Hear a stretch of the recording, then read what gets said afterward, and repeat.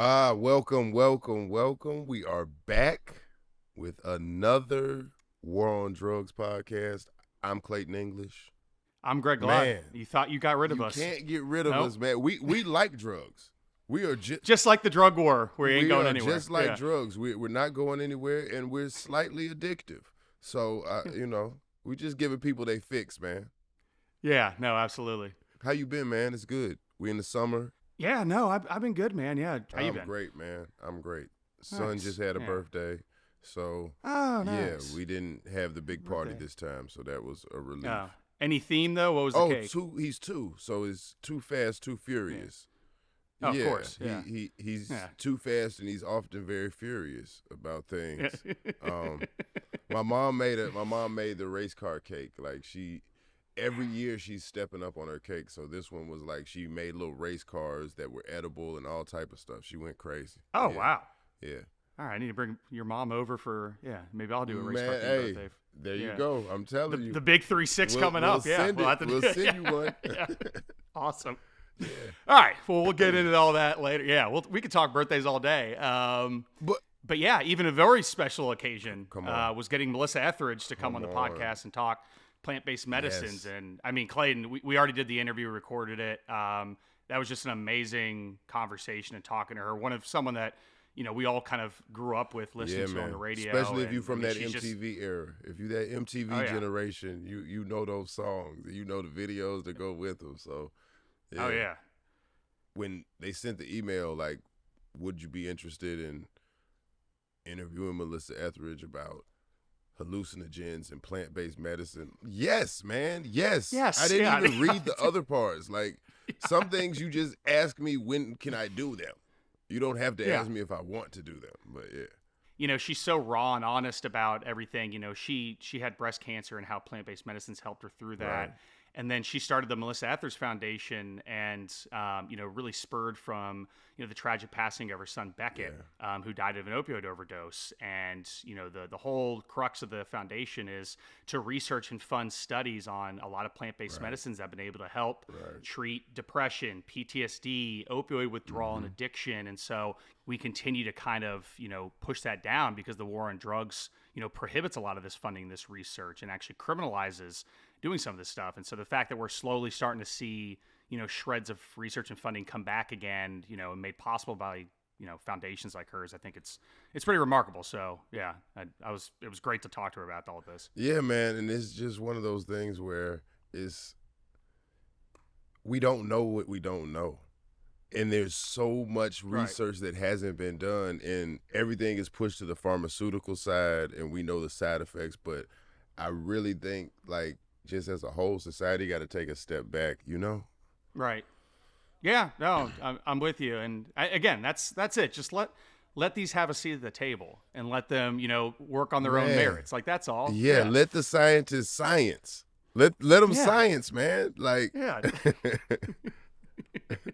No, I was, yeah. So again, it was just an amazing conversation. It's an amazing career, amazing life, and she's so open and raw and honest about it. I can't recommend listening to my podcast that I need you to listen to more. Yeah. Yeah. Without that, let's get to it, Clayton. Let's get into it.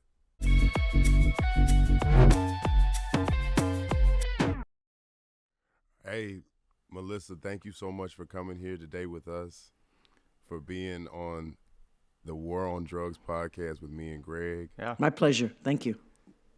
No, we really appreciate it. We love what you're doing, and we just kind of want to get into it. I mean, I'm not sure the best way, but give us your personal history with the War on Drugs. That is our podcast, so we know everybody has their own personal battle. So, I grew up in the Midwest in the 60s and 70s, and I had a big dream of becoming a rock star. And in the 70s and the early 80s, I saw a lot of my heroes and stuff have trouble with drugs. And I saw a lot of what the world was kind of going through. And so I chose I wasn't against anything. I just wasn't, participating in it. And I was more concerned with making my career go than sort of losing myself in in something that was going to numb me out. So I, put that aside and was, I didn't drink. I was a very, strange rock star in that I didn't participate in any of that. And then, but I would recreationally, have fun with my friends with cannabis and psilocybin but not a lot, and I never got it myself. It was always just somebody else. Then in 2004 I got breast cancer and started using cannabis instead of all of the they handed me for chemotherapy, they handed me 5 prescription drugs, and I was like, and then the drugs that help with the side effects of those drugs, and I was like, no, wait, what are you doing? And it was medicinal in California. Cannabis was, even though it was very hard to get. It's like they were still busting everybody back then, but I was able to find the roadie that knew the roadie that could get me some cannabis, and I finally used it every day for medicinal purposes. And I'd never done that before. It was to feel normal. And once I really had this understanding of, wait a minute, this is a very misunderstood plant medicine. And after 3 months of using it and helping me so much, keeping me out of the hospital, giving me an appetite, helping with depression and pain and all these things that it was so good for, I thought, this is it. I want everyone to at least know this information, and hopefully they could, if they wanted to, everyone should have a choice to use this. And that's what really kind of threw me into the more political space of plant medicine, and quickly realizing that there's a big difference between pharmaceuticals, and plant medicine that's been around for thousands and thousands of years. Right. It's just huge, and you cannot lump them together. And so I really took a journey with that, and it led me to ayahuasca. It led me to my own soul searching. It led me to changing my life and a spiritual awakening and all these things that it led me to, which helped when my son, who was a teenager, 16, 17 years old, and wanted to be a professional snowboarder and was trying out with the Aspen snowboard team, and he broke his ankle, and it broke his dreams, and it just broke him, and he was given Vicodin. I wasn't there when the doctor did that, and it gave him Vicodin, and from there he just never got off of it. He went from Vicodin to heroin to the last few days it was fentanyl. And so I've lost my son to the pharmaceuticals, and I have really then put so much of my own energy and effort into having the world understand and bringing the research and data that needs to be collected to legalize plant medicine that won't kill us. So sad to hear about Beckett and his story. But I want to ask, so you started the Etheridge Foundation, really, a lot of out this trauma, and how do you turn that, frustration, sadness, from the loss of Beckett into, the great work that you're doing right now? Can you talk a little about what the Etheridge Foundation does? The Etheridge Foundation, right after he died, I was very frustrated. I was sad, and a family, when someone is struggling with opioid use disorder, and there's so much shame and guilt and stuff that the family doesn't know what to do with. You don't know whether to, give him money, give him help, or take everything away, or what are you supposed to do? And no matter what you do, it's not right, because they have to, come out of it themselves. That's the only way. And so, toward the last couple weeks of his life, I knew that it was a very good possibility that he would not survive this, and I was prepared in a way. Of course, you you never are fully prepared for that when it happens. But so when he passed away, I thought, I've got to do something positive with this. I don't want to be against things. I believe that there's more power in being for something. And I really believe that these plant medicines, these entheogens and, psychedelics, they can, if a person is open to it, if they want to walk that path. It's not, I don't think psychedelics are like, here, try this and your life will totally change. It might if you are open to it, but a lot of it has to do with the person. So the Etheridge Foundation was set up to help people who are understanding how much psychedelics can do for for pain and opioid use disorder, and generally just for the well-being of human beings.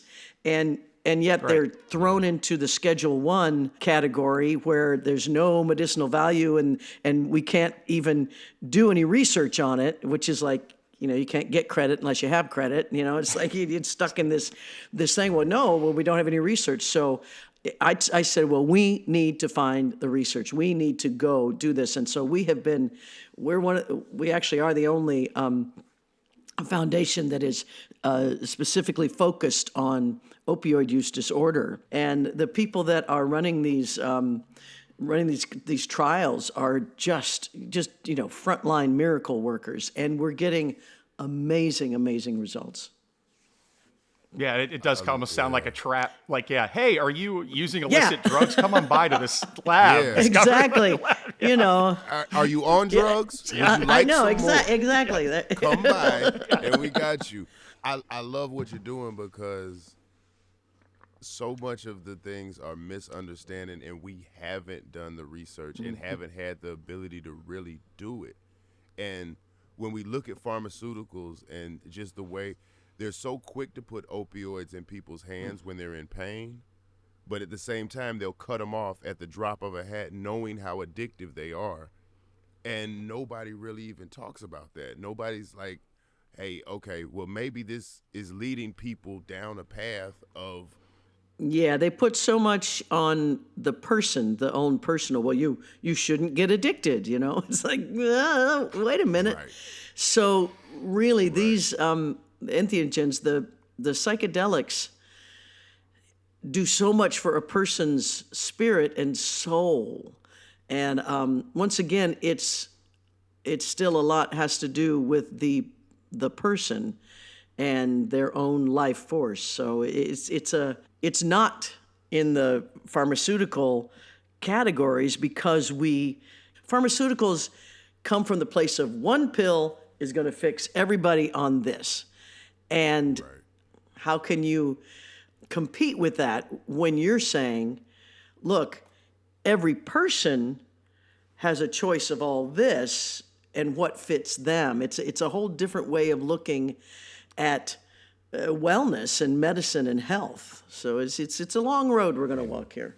I'm all for the plant-based medicines, and you said one thing, we put so much trust in the pharmaceuticals and big pharma, and they call the plant medicine and things that have been around for thousands of years, that's the alternative medicine. Yeah. When how has it been here longer and it's the alternative and it's been proven throughout history, but so it's one of those things to distance it and make it seem foreign, dangerous, or well, take a chance with it if you want to. It might alter you. Yeah, you should really start to unravel this whole thing where none of this is really based in evidence and science. It's all based in propaganda and what you can control and what you can't. And undoing that's the work that we try to do here, and we see you're doing it. It's hard. It's like you said, years. Information, education. That's all. Research. That's why it's like, look, we're going to get these things one after another, and it's slowly. And once again, it's not for everybody. There's, there's some people you're not going to get to. Hey, here's some psilocybin. It'll change your life or whatever. It's not going to work. They're going to just think that's really weird. You really have to have your own personal journey with it. So it's not easy. It's not a one pill fix it all thing.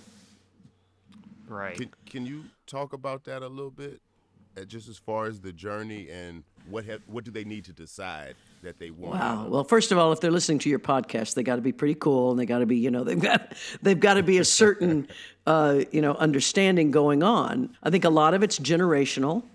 I think a lot, the younger generation is a bit more open, and they know that they've been lied to about cannabis. That you can see that as years go by, and one by one the states are legalizing. So you can see, massive amounts of people haven't gone crazy or nuts on cannabis. So maybe that whole reefer madness was a lie. Oh yeah, it was a lie. And so so you kind of start that, and you see, you check what your own understanding of it is.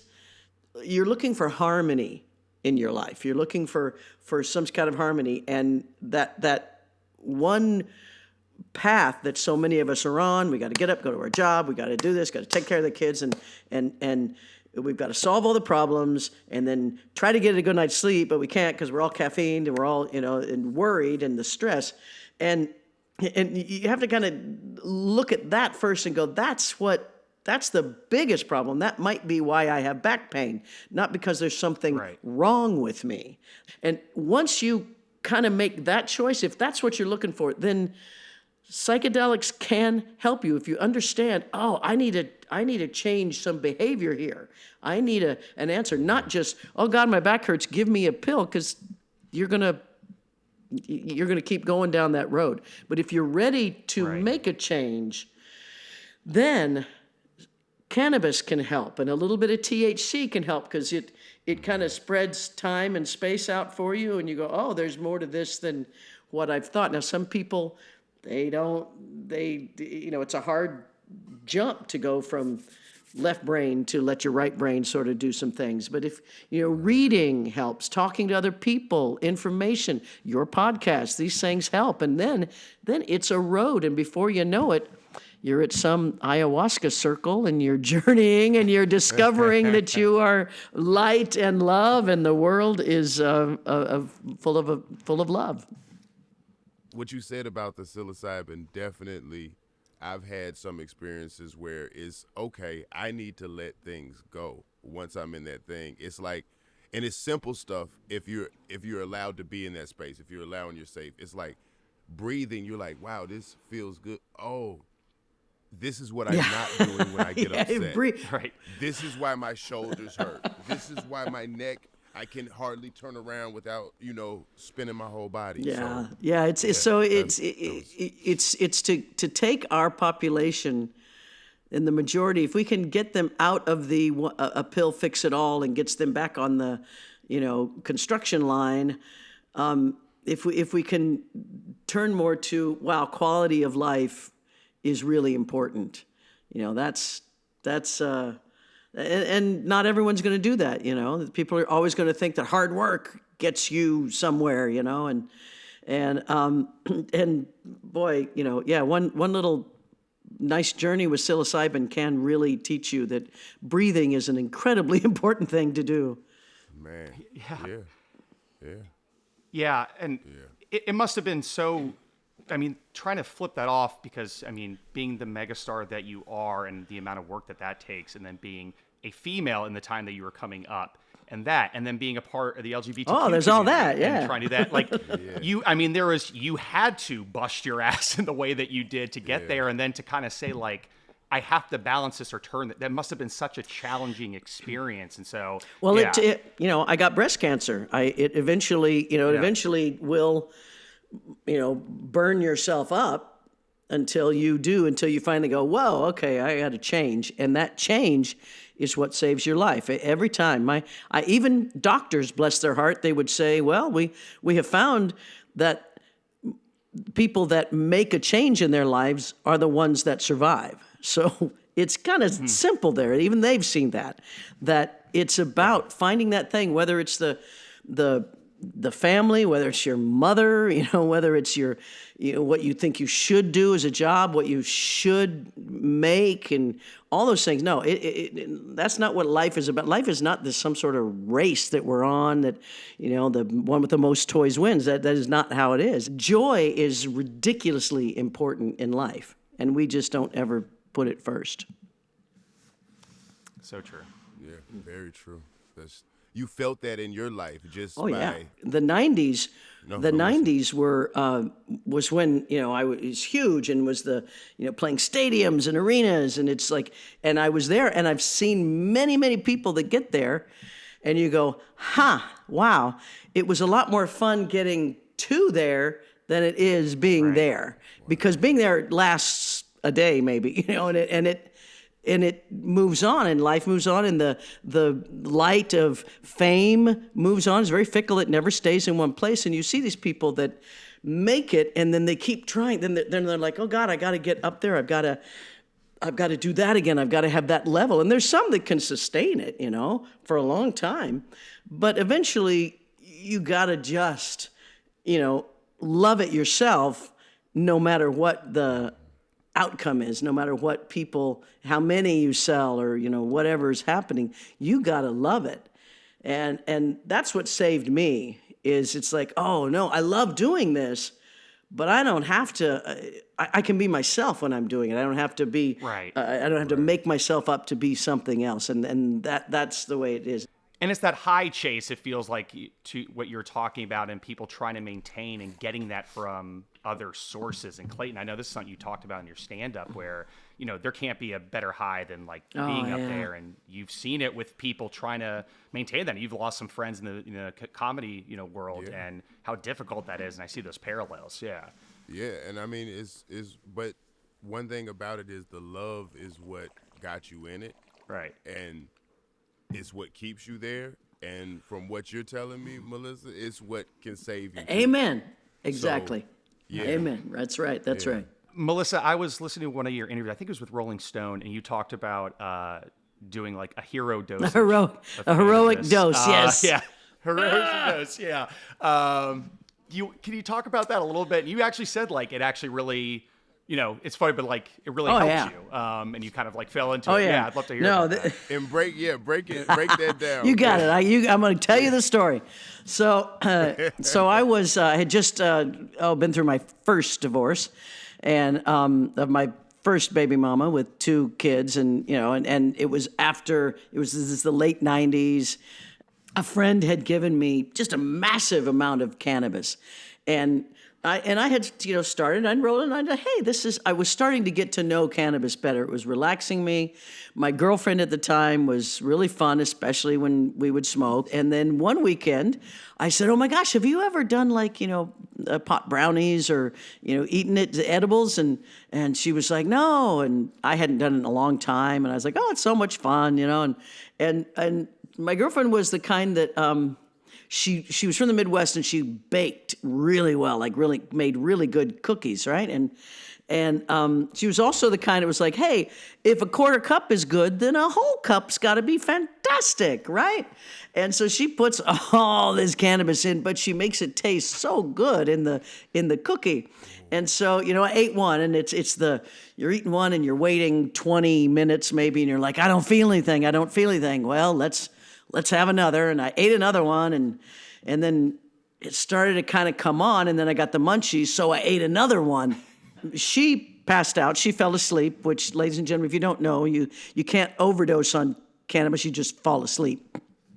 But Absolutely. Before I fell asleep, I went on what I call a heroic dose journey. It was so much cannabis that my right brain, my intuitive brain, completely took over. My inner being and connected to the non-physical and the spiritual was completely wide open.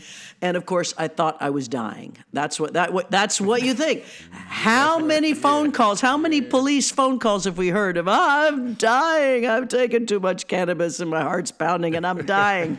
And I did. I went through that. I went, oh God, I'm dying.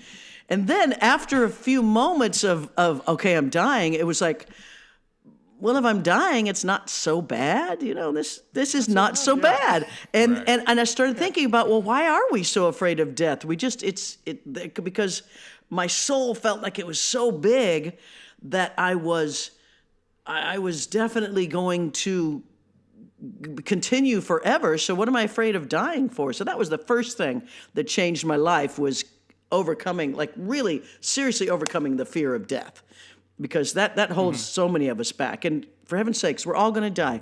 Really, we are. And let's make this. Is great. Yeah, we're all dying. Guess what? But Who told you that? I know. No matter what they say, we are all going to die someday. The funny thing is, when you get too high and you think you're about to die, you always associate it with stuff your body's supposed to do. Like, my heart's beating. Like, I can feel the blood flowing through my veins. My lungs keep getting bigger and then they get smaller. I don't know what's going on. No, And that's life. Like, this is all stuff that These my are just body's general supposed functions to of the do. human body. Yeah.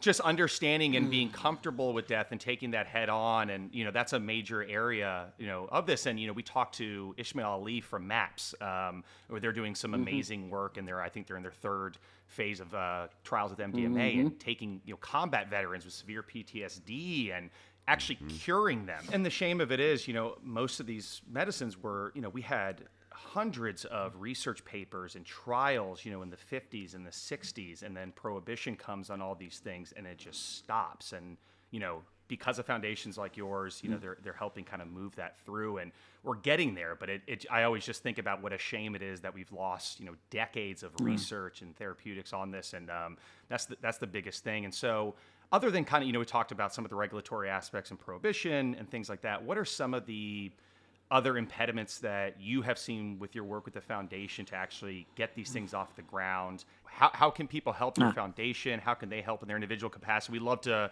always end on call to action, end on a high note. Yeah. So we'd love to. Well, please look. It's etheridgefoundation.org. Of course, money is what makes us go, because that's what enables us to, do the research and these trials.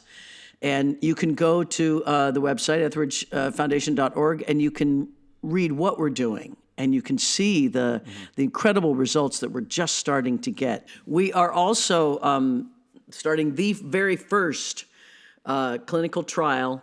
We're doing, it's like a pre-trial so that we can go to the next step of ayahuasca. Once again, very hard because of the legal ramifications. There's a scientist in Australia who's able to use Australian vine and leaf down there to create the ayahuasca medicine down there. And it's the first, and we are just starting that. And if you check out the etheridgefoundation.org, you can find more information about that. We've also, this is one of the favorite things that we're doing. One of the first things we did is Spain, who provides methadone to their heroin addicts. It's a government supplied system.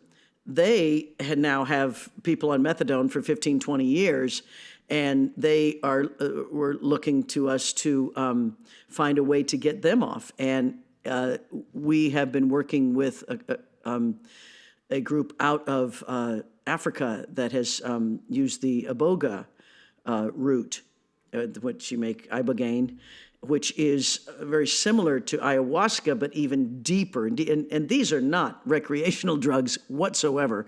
This is really hard, soul-searching work.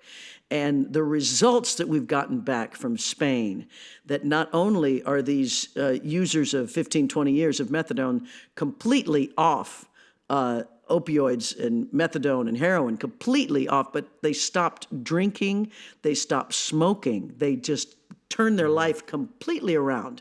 Once again, it's not 100% because the person also has a lot to do with it, but remarkably, like 8 out of 10 or something, I think, really had incredible results with that. So that's what we're doing.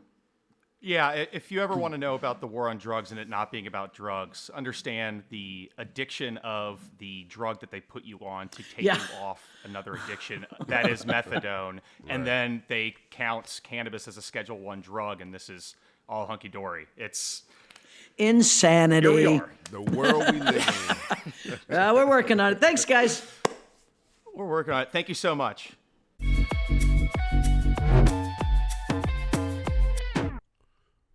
Man, that's it, Greg. Our first celebrity guest, man. Well, we did have Eric Andre. Oh yeah, that's right. I forgot. Yeah. We got celebrities on our show. We so humble, A couple man. here I and forget. there. Yeah. I forget. Yeah. Well, I guess you're so big now, like what you consider celebrity now. No. That's probably no. I'm kidding. Eric Andre is definitely a celebrity, and I know him. That's like my dude. So that might be why. But yeah. No, that was great. Just to hear what she's doing with the foundation and what it's able to do. And I like the point that she brought up that is not necessarily one cure for everybody. Right. Like, there's still work that has to be done. Some of these things might work for you, some of them may not, but just having that option gives people a chance to not be subject to getting addicted. And I mean, I think that's I love the work they're doing. You know, I want to know more. Exactly. This is not going to solve all your problems. This is not, no 100% money back guarantee. It's just give all this stuff a chance to at least like come out and see what works and what doesn't. Because what we're doing right now, sure as hell ain't working. Right. We're tipping over 100,000 overdose deaths a year with no end in sight. Right. And so these types of things really help. And that's one we kind of wanted to touch on with our end credits here. Our producer Michael, one of the hardest working men in the biz, Come on, man. Sent us a story He scoured stacks and scoured the stacks of information, digital download. He went to a library, filled out an application for a library card, did the whole thing. Yeah. He got late fees and everything. So he found this story about this guy, Howard Lutzov. We're talking 1962. This comes back to this guy was addicted to heroin at 19. And then he decided he wanted to ingest ibogaine, which is this extract from a West African shrub called the iboga. Yeah. Now we kind of know that it's helpful with, opioid withdrawals and heroin withdrawals, and actually can reduce the cravings for heroin. Yeah. I mean, I guess kind of the way he took it, he said he had a friend who had a lot of drugs in a freezer and was going through it and just kind of offered it. Hey, you might like this. Here's a great quote from him just kind of telling this story. This is from a lecture that he did in 2008. I followed the tree up into the sky and I saw these clouds in the sky and I realized for the first time in my life, I wasn't afraid. And that brought me to the understanding that at least certain drug addiction is fear and anxiety driven. And that fear and anxiety were gone for the first time in my life. And it gets you high for like 36 hours is what I heard, like 34, 36 hours. And he said he took it and he said, he was like, all right, I'm going to go to sleep for a week and I'm never doing this again. And that's when that realization that you just spoke about kind of hit him. And most of the reviews of people that I've seen that have taken ibogaine or either the iboga plant all kind of say that same thing about that fear being lifted. It's a thread you want to follow and you want to be like, okay, well, let's find out more. Let's find out. So let's pull on this a little bit. Yeah. Again, this guy took this in 1962. This is not some new weight loss drug or miracle drug, but a lot of the, results that we hear from this stuff is all anecdotal, where it's just like, this guy doing this thing or a couple people doing out here or being able to do these small things because the government blocks so much studies and research. And now we're talking, I mean, gosh, I'm not great at math. What is that, 60 years ago? 60 this guy years was in he this. Tried it, and for 60 years, we don't have any more info. You know what I mean? We have some, but we have not some. Nearly what would be if people would actually study it or allowed to study it. Exactly. It's still a Schedule I drug, and so it's still considered to not have any, medical value whatsoever, which seems kind of bullshit, based upon what we heard. Yeah. And so, the Etheridge Foundation is actually given to a lot of organizations that are studying this. And something I just saw, Clayton, was the state of Kentucky, of all places, just set aside like $42 million to research ibogaine to help with opiate addiction and withdrawals, because they lose about, I think the last thing I saw was like 2,000 to 3,000 people every year to overdose. And again, slowly but surely, we're seeing this to start to move. And so we're at this like amazing time right now where things are getting better. But man, how many lives have been lost, know. how much research could have been done that just was blocked because of the drug war. And it's at this point it feels like, oh, we're trying these things because we're desperate now. Like we've we've shut it down so long, and we haven't done research, and we could be so much further ahead. Yeah, and Howard Lotsoff, he died in 2010, and so he didn't really get to see kind of what he was doing come to this kind of. We're not there full circle, but at least it's getting national exposure, and now it just kind of takes you back to the lives that have been lost, like Melissa's son Beckett and thousands of others that have struggled with addiction when these types of cures and medicines could have been out there, at least to experiment. And so that's kind of what we always kind of come back to, but there is some positives coming out of here. And so, even though Howard didn't get to see it, even though many were not able to see kind of like the full clinical aspects of a lot of these plant-based medicines come to light, I think we're getting to a better place. And so, like we always try to say, we try to leave with a positive note, and I think that is the positive note. Yeah, I want to find out more. I'm not quite sure I want to partake on the Iboga. I don't think being high for 34 hours is. If you do anything for 34 hours, you should get a paycheck at the end of it. There's no way. Like that's not recreational anymore. So, but yeah. No, that's what we call a bender. Yeah, bent. That is bent. That is bent, almost broken. You hear me? Yeah. Well, anyway, with that, we're gonna wrap up here. I'm Greg Glod. I'm Clayton English. And thanks for listening to The War on Drugs.